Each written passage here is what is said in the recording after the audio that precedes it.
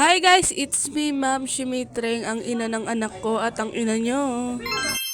Alas 9 na nga nang magising ako at tingnan niyo naman yung bintana, lakas na ng liwanag. Napapasabi na lang talaga siya ng gising na mamshi.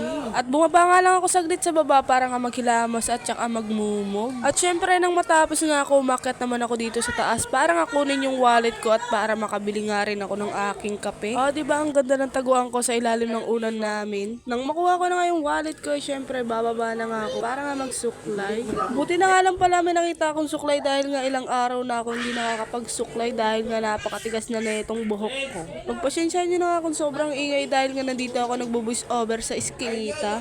Kung may naririnig nga kayo nagpapatayan, nagsisigawan, natural nga lang yan dito. Kaya pag napaupa ka talaga dito sa lugar namin, mapapasuko ka talaga. Mapapahanap ka talaga ng upahan.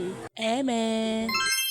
At ayun na nga, nang matapos na nga ako magsuklay, lumabas na nga rin pala ako. Siyempre, bago ako makalabas, siyempre magsusuot muna ako ng aking tsinelas. At ayun na nga, palabas na nga rin pala ako ng iskinita. At bigla nga ako napahinto dahil nandito na yung mga ex-batalyon. Andito na kasi lahat yung mga ate ko, kulang na nga lang si Papa. Eme! At ito nga pala yung pinakamaganda kong mamahigit sa lahat, rapper. Eme. At yan nga pala ang ate ko, nagsisimula na nga pala siya gumawa ng basahan. At yan nga pala yung pinsan ko na si Pitong. At syempre hindi mawawala itong ate ko dahil kakarating lang galing ibang bansa. At ayun na nga rin pala isa kong kapatid, hindi ko na nga sana isama kasi biglang lumawit yung ulo. At syempre hindi ako mawawala dyan dahil ako ang bida. At ito na nga yung tuta ng ate ko na pinamigay niya na. Dahil maligalig tong aso na to, baka kasi makagat yung baby niya, kaya ayan pinaampo na dito. At ito na nga, uminom na nga rin pala ako ng kape dahil binigyan ko yung kapatid ko ng pambiling kape. Sabi ko magkape kaming dalawa. Hindi na nga sana ako magkakape dahil nga tinatamad ako magpainit. At buti na nga lang may pera ako kaya inutusan ko yung kapatid ko na bumili ng kape. At siya na nga rin pala nagpainit kaya ayun nakapagkape na ako.